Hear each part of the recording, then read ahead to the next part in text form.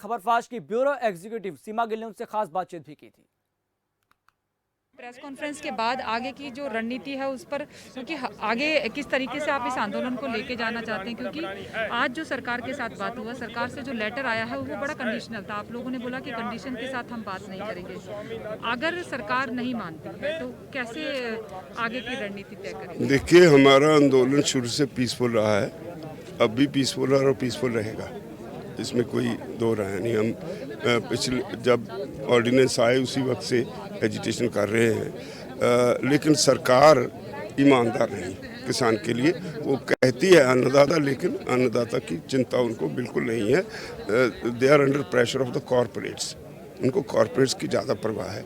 इसीलिए जो कानून बनाए हैं दे आर प्रो कॉरपोरेट। एक तरह से एक नया जो है शुरू किया जा रहा है एक तजर्बा कॉरपोरेट एग्रीकल्चर का, जो डेवलप्ड कंट्रीज़ में फेल हो चुका है। अमेरिका वर्गे देश में जहाँ ये सबसे पहले लागू हुआ, वहाँ 80% of the land is with the corporates today. तो वहाँ जो फेल हो गया, किसानों को कुछ नहीं दे सका सिस्टम, वो यहाँ लागू करके क्या कहना चाहती है भारत सरकार?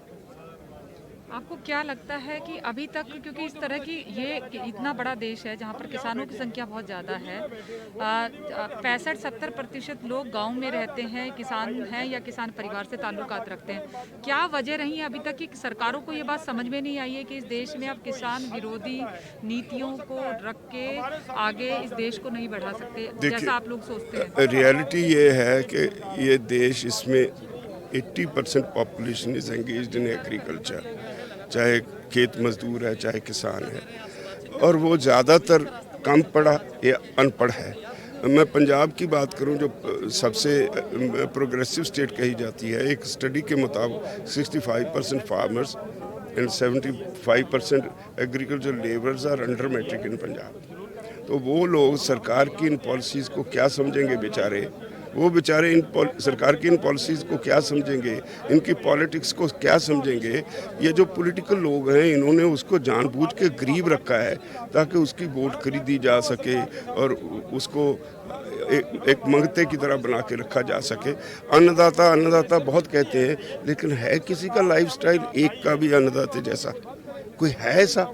माइकल और कोई और आप हैरान होंगे, जब ये पार्लियामेंट में आने वाले थे बिल, बहुत से पार्लियामेंट के पुराने मिनिस्टर्स रह चुके लोग जो आज कांग्रेस में हैं, कुछ अब भी जो एमपीज़ हैं, वो मुझे कहते हैं, राजूवाल साहब मुझे एक नोट लिख के भेज दो, इस पर I have to speak in the parliament. तो वो क्या है फिर?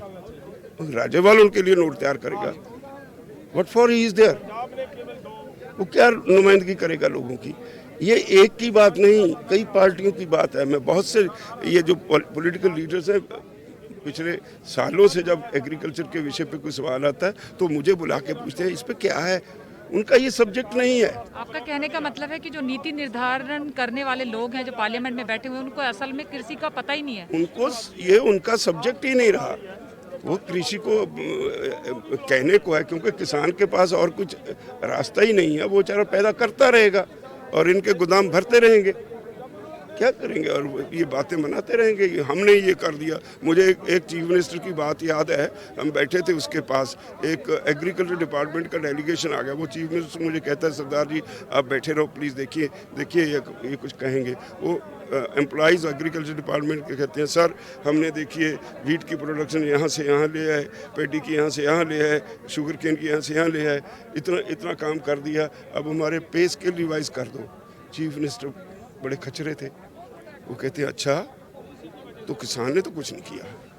फिर ऐसे करो, 1 साल की विद पे छुट्टी ले जाओ, अगर फिर भी प्रोडक्शन बढ़ गई तो फिर आप नौकरी छोड़ के चले जाओगे घर पे, तैयार हो, मैं आपके पे स्केल रिवाइज कर दूँ। किसी को जवाब नहीं आया, सब उठ के चले गए। तो काम किसान करता है, इनके तो आंकड़े हैं, यहाँ से यहाँ ले आए, यहाँ से यहाँ ले आए, और कुछ भी नहीं। आखिरी सवाल, क्योंकि मैं समझ सकती हूँ कि बहुत लंबी लाइन लगी हुई आपसे लोगों से बात करने के लिए। आखिरी सवाल, ये लड़ाई आप किसान की बोल रहे हैं जिसको अन्नदाता कहते हैं, लेकिन जिसके साथ में जो बॉर्डर पे जो पिसेंगे वो भी आम आदमी होंगे। पॉलिटिशियन तो एसी रूम में बैठते हैं, वहाँ से राजनीति करते हैं, लेकिन दोनों तरफ आम आदमी पिसेगा। आप कैसे मैनेज करेंगे कि जो आम आदमी जो इस रुकावट से जो परेशान होगा उसकी रुकावटें कैसे कम से कम करेंगे और उनको किसी भी तरीके से कोई परेशानी ना हो, क्योंकि ये आप लोगों के लिए बड़ा चैलेंज है। देखिए, वो हमारे भाई हैं, हम उनसे माफ़ी मांग लेंगे, कोई प्रॉब्लम नहीं। जब ये आंदोलन शुरू हुआ पंजाब में, शुरू में लोग यही कहते थे। ज्यों लोगों को समझ आने लगी, अब every section of society is with us. और शहर में व्यापारी, छोटा दुकानदार, कारखानेदार सब हमें सपोर्ट कर रहे हैं। कोई एक भी ऑर्गेनाइजेशन नहीं है पंजाब में किसी भी ट्रेड से जुड़ी हो जो इसको सपोर्ट ना कर रही हो। वो कहते हैं ये ठीक करते हैं, इसको सफल होना चाहिए, ये हमारा आंदोलन है। वो ये नहीं कहते कि किसान यूनियन का आंदोलन है, वो कहते हैं ये हमारा आंदोलन है।